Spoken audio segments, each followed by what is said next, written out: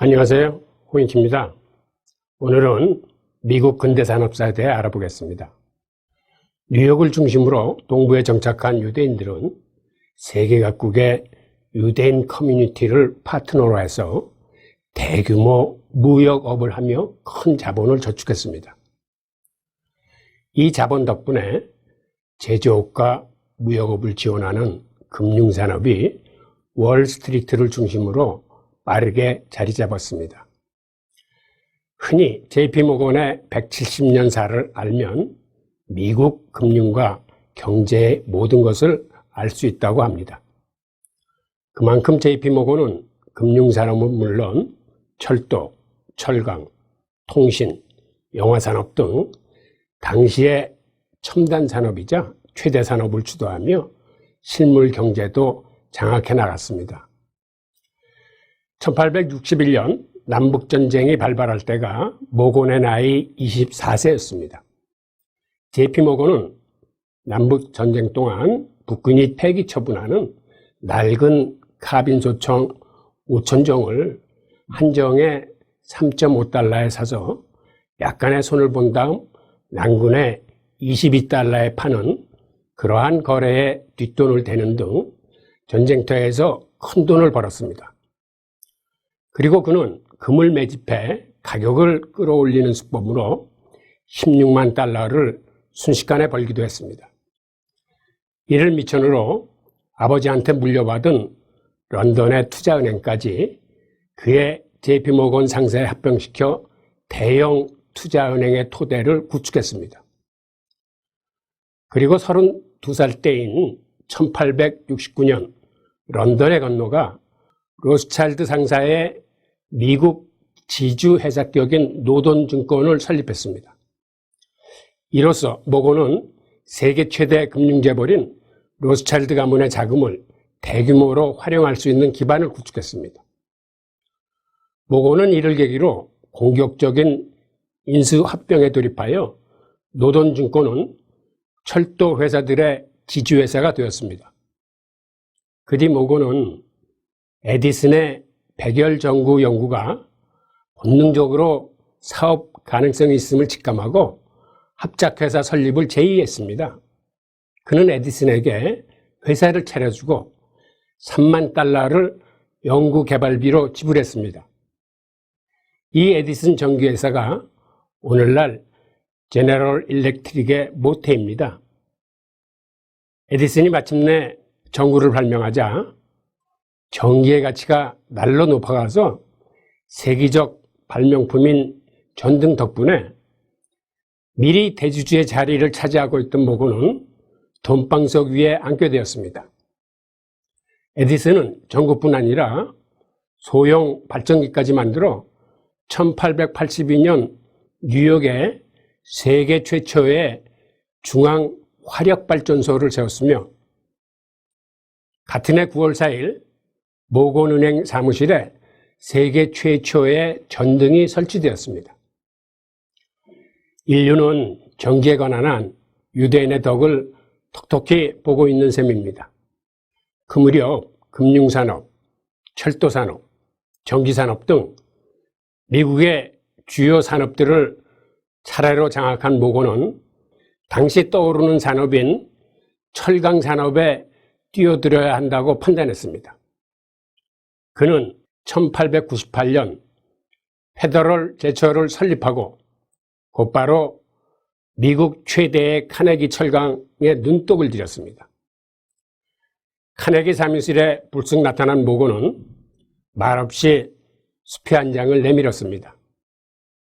당시 철도화차 20대 분량의 금괴값에 해당하는 천문학적인 금액인 5억 달러를 카네기에게 제시한 것입니다.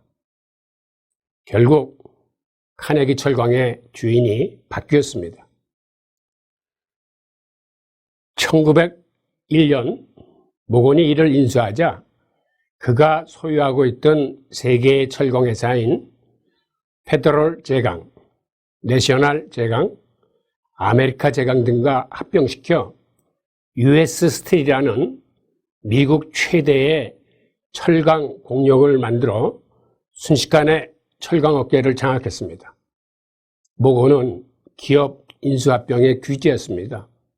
이는 모건이 당시 제조업과 금융업을 같이 영위하면서 터득한 비즈니스와 금융을 연계할 줄 아는 감각의 결과였습니다.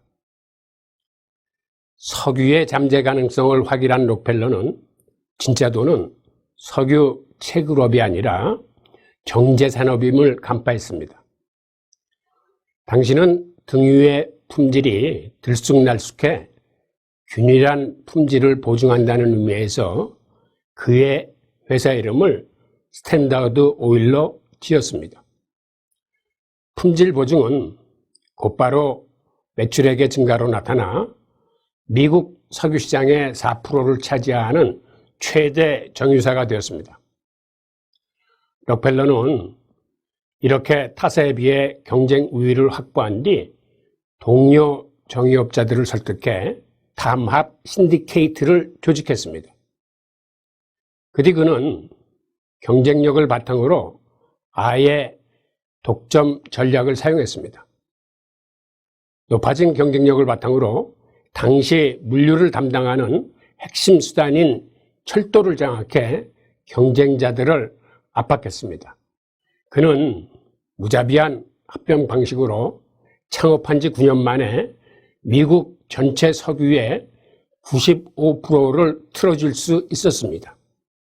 이것이 그 유명한 독과점 신디케이트의 효시입니다.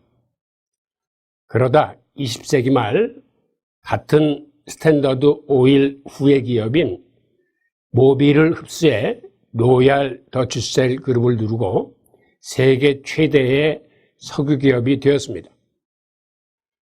당시 미국 산업계의 왕으로 불린 JP 모건에게 필적할 만한 거대한 경쟁자가 나타난 셈입니다. 그들은 1930년대 대공황을 이용해 그들의 막강한 자본력으로 상장 기업들의 주식을 헐값에 취득해 미국 산업계를 양분하다시피 했습니다.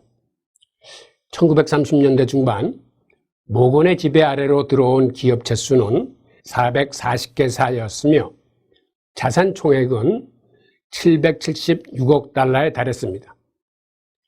이는 미국 상장기업 200개사의 자산 총액 가운데 40%에 가까운 엄청난 액수였습니다. 이것은 실제로 대공황 직후 미국 상원에 제출된 모건가의 기업 명세서에 의거한 내용입니다. 록펠러가는 스탠다드 오일, 체이스 내셔널 은행, 아나콘다 제강 등 287개에 달했습니다.